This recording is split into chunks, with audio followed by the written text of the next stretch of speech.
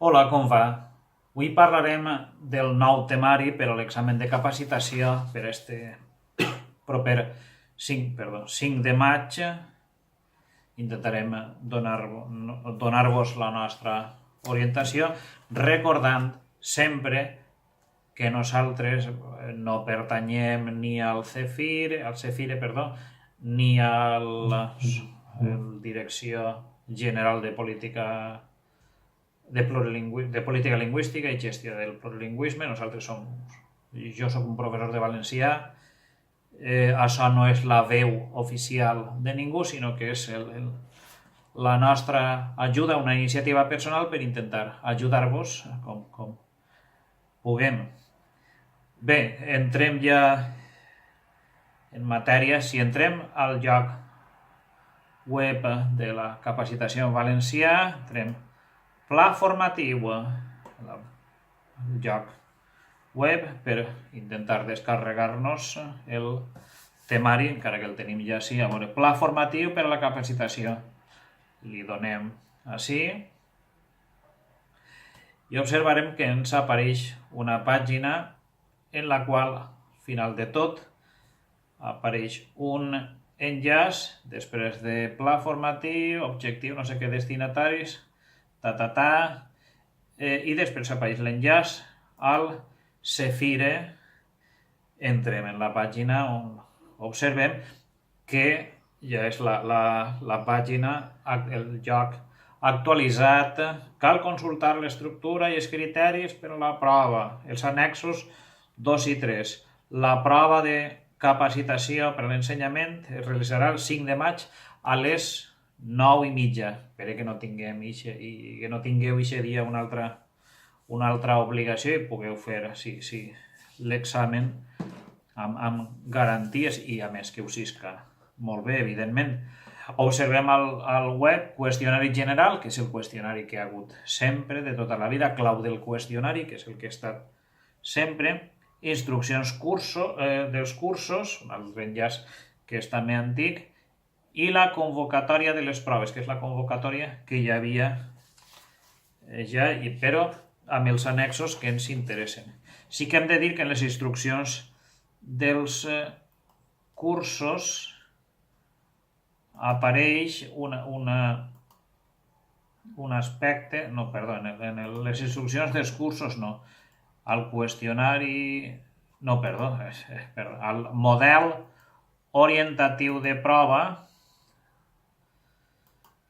sí que apareix el model orientatiu de prova. Ens enllaça al CEFIRE i apareix en la part oral la puntuació, que ja no està vigent perquè dona continguts 3 punts i ara els continguts són 5 punts. Ara parlarem de tot això. En qualsevol cas, és interessant que veieu esta prova model com a orientació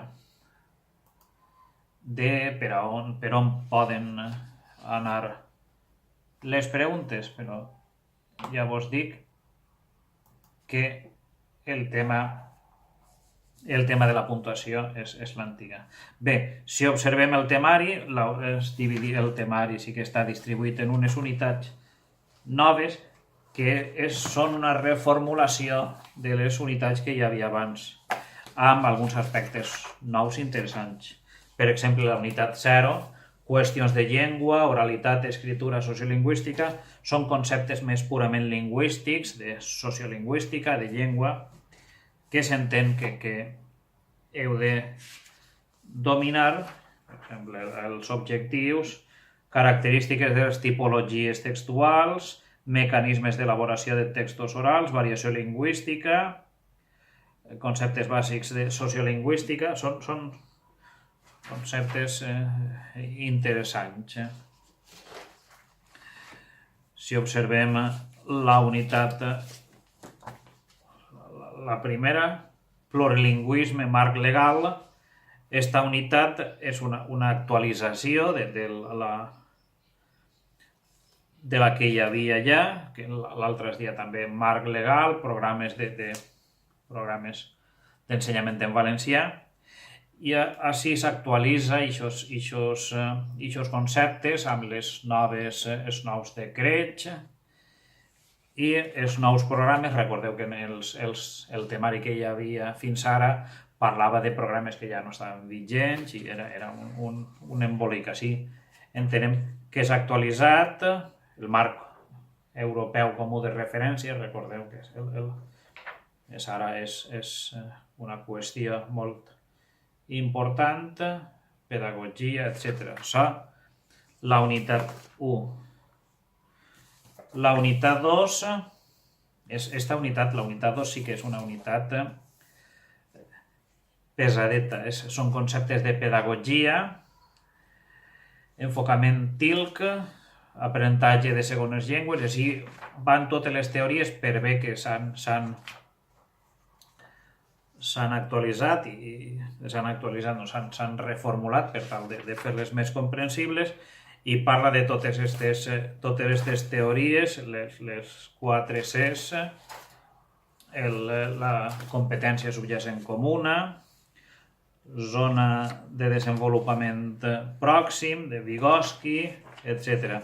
Així, nosaltres sempre aconsellem diferenciar. A veure, les preguntes de vertader fals i de quàdruple opció, de les quals ara parlarem, ahir sí que és important conèixer al detall tot el que posa el temari. Després, la redacció i la part oral hem de tindre una idea general, evidentment uns coneixements, però a veure, sobretot el que es demana en la redacció i en la part oral és tindre domini de la llengua, saber de què estàs parlant, però és diferent en la nostra opinió a l'apartat de les preguntes de vertader fals, on es demana molt més detall. Així, en una redacció és important adequació, coherència, fer un text redó, saber, evidentment, de què estem parlant, però fins al nivell de detall de les preguntes de vertader o fals, jo crec que és diferent. Evidentment, heu de saber qui és l'autor de la hipòtesi o teoria del monitor, etc., la competència subjacent comuna, i tot això heu de saber de qui és i saber la idea general.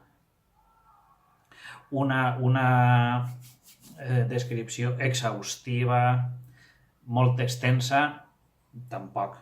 Tal com va al temari, intentar entendre de què se'ns està parlant. Parlem ara de la unitat 3, l'avaluació en el procés d'ensenyament-aprenentatge.